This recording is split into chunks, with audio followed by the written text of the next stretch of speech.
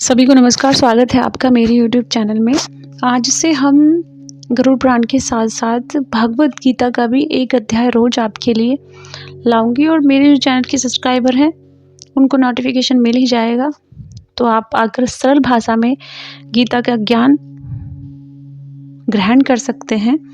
और जो लोग मेरे चैनल पर नए आए हैं उनको मैं बता दूं कि मैंने गरुड़ पुराण के भी अध्याय डाले हुए हैं और अब से मैं शुरू करने जा रही हूँ भगवत गीता के अध्याय। यदि आप सुनने में, भगवान जी की कथा सुनने में इंटरेस्ट रखते हैं तो मेरे चैनल पर आप विजिट कर सकते हैं। तो चलिए शुरू करते हैं।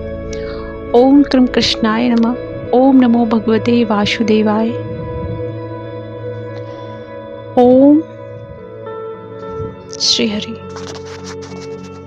धृतराष्ट्र ने कहा, हे संजय, धर्म भूमि कुरुक्षेत्र में युद्ध की इच्छा से एकत्र हुए मेरे तथा पांडु के पुत्र ने क्या किया? संजय ने कहा, हे राजन, पांडु पुत्रों द्वारा सेना की व्यूह रचना देखकर राजा दुर्योधन अपने गुरु के पास गया है और उसने ये शब्द कहे हैं। हे आचार्य, पांडु पुत्रों की विशाल सेना को देखकर जिसे आपकी बुद्धि शिष्य द्रुपद के पुत्र ने इतने कौशल से व्यवस्थित किया है, इस सेना में भीम तथा अर्जुन के समान युद्ध करने वाले अनेक वीर धनुधर हैं तथा यथा महारथी युयुधान, विराट तथा द्रुपद, इनके साथ ही दृष्टकेतु, चेकितान, केसीराज,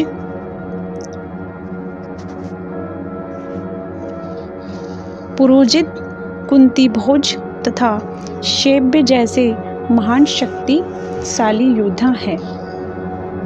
पराक्रमी युधामन्यु, अत्यंत शक्तिशाली उत्तमौजा, सुभद्रा का पुत्र तथा द्रौपदी के पुत्र, ये सभी महारथी है। किंतु हे ब्राह्मण श्रेष्ठ, आपकी सूचना के लिए मैं अपनी सेना के उन नायकों के विषय में बताना चाहूँगा जो मेरी सेना को संचालित करने में विशेष रूप से निपुण है। मेरी सेना में स्वयं आप, भीम, कर्ण, कृपाचार्य, अश्वत्थामा, विकर्ण तथा सोमदत्त का पुत्र भूरिश्रवा आदि हैं जो युद्ध में सदैव विजयी रहे हैं। ऐसे अन्य अनेक वीर हैं जो मेरे लिए अपना जीवन त्याग करने के लिए उद्यत हैं। हे विविध प्रकार के हथियारों से सुसज्जित हैं और युद्ध विद्या में निपुण हैं। हमारी शक्ति अपरिमेय है और हम सब पितामह द्वारा भली भांति परीक्षित संरक्षित हैं, जबकि पांडवों की शक्ति में भीम द्वारा भली भांति संरक्षित होकर भी सीमित ही हैं। अतएव सैन्य चक्रव्यूह में अपने अपने मोर्चों पर खड़े रहकर आप सभी भीष्म पितामह को पूरी सहायता दें। तब कुरुवंश के वयोवृद्ध परम प्रतापी एवं वृद्ध पितामह ने सिंह गर्जना की ध्वनि करने वाले अपने शंख को उच्च स्वर में बजाया, जिससे दुर्योधन को हर्ष हुआ। तत्पश्चात शंख, नगाड़े, बिगुल, तुहरी तथा सींग सहसा एक साथ बज उठे। वह सतवेम स्वर अत्यंत कोलाहल पूर्ण था। दूसरी ओर श्वेत घोड़ों द्वारा खींचा जाने वाला विशाल रथ पर आसीन श्री कृष्ण तथा अर्जुन अपने अपने दिव्य शंख बजाए। भगवान ने अपना पंचजय शंख बजाया। अर्जुन ने देवदत्त ने देवदत्त शंख बजाया तथा अति भोजी एवं अति मानवीय कार्य करने वाले भीम ने पौंड्र नामक शंख बजाया है।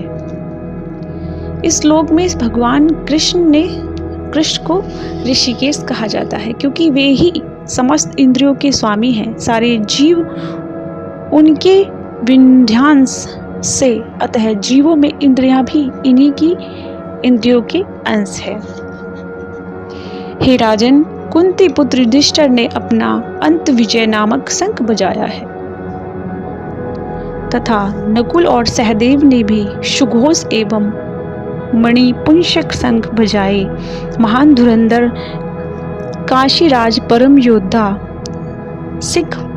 शिखंडी धृष्टद्युम्न विराट अजेय सत्येक ध्रुपद द्रौपदी के पुत्र तथा सुभद्रा के महाबाहु पुत्र आदि सब ने अपने अपने शंख बजाए। इन विभिन्न शंखों की ध्वनि कोलाहलपूर्ण बन गई है, जो आकाश तथा पृथ्वी को शब्द यान करती हुई धृतराष्ट्र के पुत्र के हृदय में विदीर्ण करने लगी। उस समय हनुमान से अंकित ध्वजा लगे रथ पर आसीन पांडु पुत्र अर्जुन अपना धनुष उठाकर तीर चलाने के लिए उद्युत हुआ। हे राजन, धृतराष्ट्र के पुत्रों को चक्रव्यूह में खड़ा देखकर अर्जुन ने श्री कृष्ण से ये वचन कहे हैं। अर्जुन ने कहा, हे अच्युत, कृपा करके मेरा रथ दोनों सेनाओं के बीच ले चलिए, जिससे यह उपस्थित युद्ध में अभिलाषा रखने वाले और शस्त्रों से कि इस महान परीक्षा में जिनसे मुझे संघर्ष करना है, मैं उन्हें देख सकूं। मुझे उन लोगों को देखने दीजिए यहाँ पर जो धृतराष्ट्र के दुर्बुद्धि पुत्र दुर्योधन को प्रसन्न करने की इच्छा से लड़ने के लिए आए हुए हैं। संजय ने कहा, हे भरतवंशी अर्जुन द्वारा इस प्रकार के संबोधित किए जाने पर भगवान श्री कृष्ण ने दोनों दलों के बीच उस उत्तम रथ को लाकर खड़ा कर दिया है। भीष्म, द्रोण तथा विश्व भर में के अन्य समस्त राजाओं के सामने भगवान ने कहा कि हे पार्थ, यहाँ पर एकत्र सारे कुरुओं को देखो। अर्जुन ने कहा, वहां पर दोनों पक्षों की सेना के मध्य में अपने चाचा ताऊओं, पितामह गुरुओं तथा मामाओं, भाइयों, पुत्रों, पौत्रों, मित्रों, ससुरों और शुभचिंतकों को भी देखा। जब कुंती पुत्र अर्जुन ने मित्रों तथा संबंधियों को भी इन विभिन्न श्रेणियों को देखा, तो वह करुणा से अभिभूत हो गया और इस प्रकार बोला। तब कुंती पुत्र अर्जुन ने मित्रों और संबंधियों को इन विभिन्न श्रेणियों को देखा, तो वह करुणा से अभिभूत हो गया और इस प्रकार बोला। अर्जुन ने कहा, हे कृष्ण, इस प्रकार युद्ध की इच्छा रखने वाले अपने मित्रों तथा संबंधियों को अपने समक्ष उपस्थित देखकर मेरे शरीर के अंग कांप रहे हैं, मेरा मुख सूखा जा रहा है, मेरा शरीर कांप रहा है, मेरे रोंगटे खड़े हो रहे हैं, मेरा गांडीव धनुष मेरे हाथ से सरक रहा है और मेरी त्वचा जल रही है। मैं यहाँ अब और अधिक खड़ा रहने में असमर्थ हूँ। मैं अपने को भूल रहा हूँ और मेरा सिर चकरा रहा है। हे कृष्ण, मुझे तो केवल अमंगल के कारण दिख रहे हैं। हे कृष्ण, इस युद्ध में अपने ही स्वजनों का वध करके न तो मुझे कोई अच्छाई दिखती है और न मैं उसमें किसी प्रकार की विजय, राज्य या सुख की इच्छा रखता हूँ। हे गोविंद, हमें राज्य, सुख अथवा इस जीवन से क्या लाभ है, क्योंकि जिन सारे लोगों के लिए हम उन्हें चाहते हैं वे ही इस युद्ध भूमि में खड़े हैं। हे मधुसूदन, जब गुरुजन, पितृगण, पुत्रगण, पितामह, मामा, ससुर, पौत्रगण, साले तथा अन्य सारे संबंधी अपना अपना धन एवं प्राण देने के लिए तत्पर हैं और मेरे समक्ष खड़े हैं तो फिर मैं इन सबको क्यों मारना चाहूँगा, भले वे मुझे क्यों ना मार डालें। हे जीवों के पालक, मैं इन सबों से लड़ने को तैयार नहीं, भले ही बदले में मुझे तीनों लोग क्यों ना मिलते हों। इस पृथ्वी पर तो बात ही छोड़ दीजिए, भला धृतराष्ट्र के पुत्रों को मारकर हमें कौन सी प्रसन्नता मिलेगी। यदि हम ऐसे आततियों का वध करते हैं तो हम पर पाप चढ़ेगा। अतः यह उचित नहीं होगा कि हम धृतराष्ट्र के पुत्र तथा उनके मित्रों का वध करें। हे लक्ष्मीपति, हे कृष्ण, इससे हमें क्या लाभ होगा और अपने ही कुटुंबियों को मारकर हम किस प्रकार सुखी हो सकते हैं। हे जनार्दन, यद्यपि लोभ से अभिभूत चित्त वाले लोग अपने परिवार को मारने या अपने मित्रों से द्रोह करने में कोई दोष नहीं देखते, किंतु हम लोग जो परिवार के विनष्ट करने में अपराध देख सकते हैं, ऐसे पाप कर्मों में क्यों प्रवृत्त हों।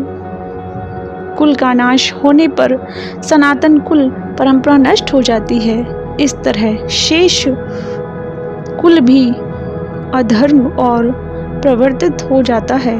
हे कृष्ण, जब कुल में अधर्म प्रमुख हो जाता है तो कुल की स्त्रियां दूषित हो जाती हैं और स्त्रीत्व के पतन से